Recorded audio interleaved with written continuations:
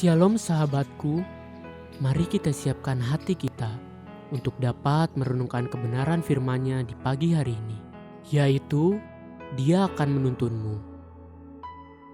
Mari kita buka Alkitab di dalam kitab Rut 3 ayat 1-4. Lalu Naomi, mertuanya itu berkata kepadanya, "Anakku, apakah tidak ada baiknya jika aku mencari tempat perlindungan bagimu supaya engkau berbahagia?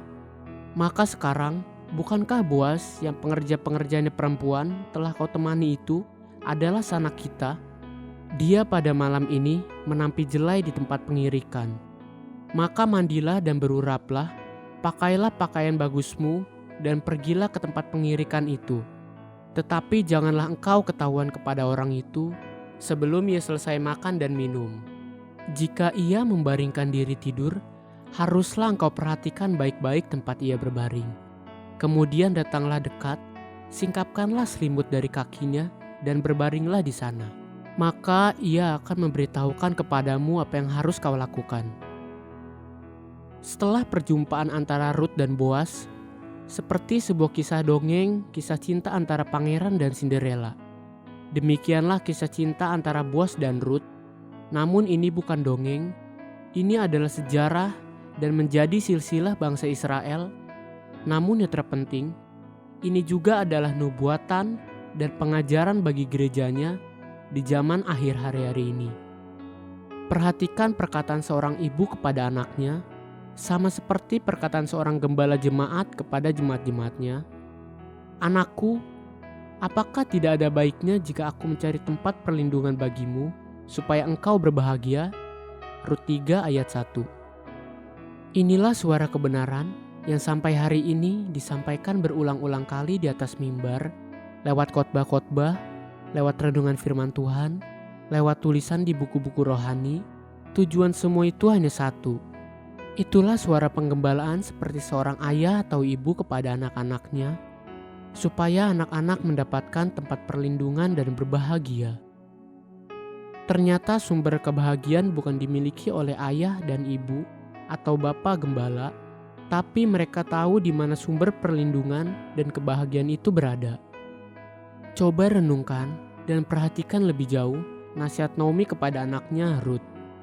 Rut 3 ayat 3-4. "Maka mandilah dan beruraplah, pakailah pakaian bagusmu dan pergilah ke tempat pengirikan itu. Tetapi janganlah engkau ketahuan kepada orang itu sebelum ia selesai makan dan minum. Jika ia membaringkan diri tidur, haruslah engkau perhatikan baik-baik tempat ia berbaring. Kemudian datanglah dekat, singkapkanlah selimut dari kakinya, dan berbaringlah di sana. Maka ia akan memberitahukan kepadamu apa yang harus kau lakukan." Perlahan-lahan ingin saya telusuri nasihat bijaksana seorang ibu kepada anaknya. Mandilah atau basuhlah dirimu. Inilah langkah pertama menuju kebahagiaan. Basuhlah dirimu berbicara tentang pertobatan yang dilambangkan dengan baptisan air. Tinggalkan dosa-dosamu dan terimalah kebenaran Tuhan yang akan membersihkan kita dari dosa-dosa masa lalu. Beruraplah atau minyakilah dirimu. Inilah lambang pengurapan Roh Kudus yang diterima anak-anak Tuhan. Pakailah pakaian bagusmu. Tentu kita mengerti bahwa ini berbicara tentang kekudusan yang harus dikenakan setelah bertobat.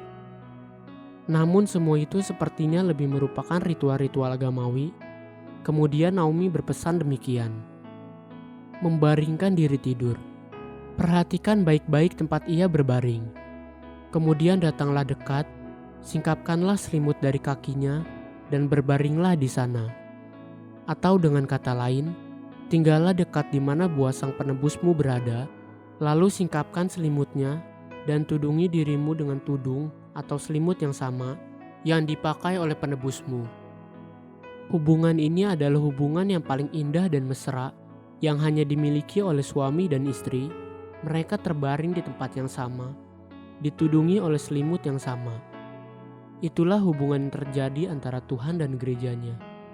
Kuncinya adalah perhatikan, datanglah mendekat, dan tinggallah di mana penebusmu berada. Kemudian, setelah semua itu terjadi, Naomi berpesan, maka Ia akan memberitahukan kepadamu apa yang harus kau lakukan. Rut 3 ayat 4b.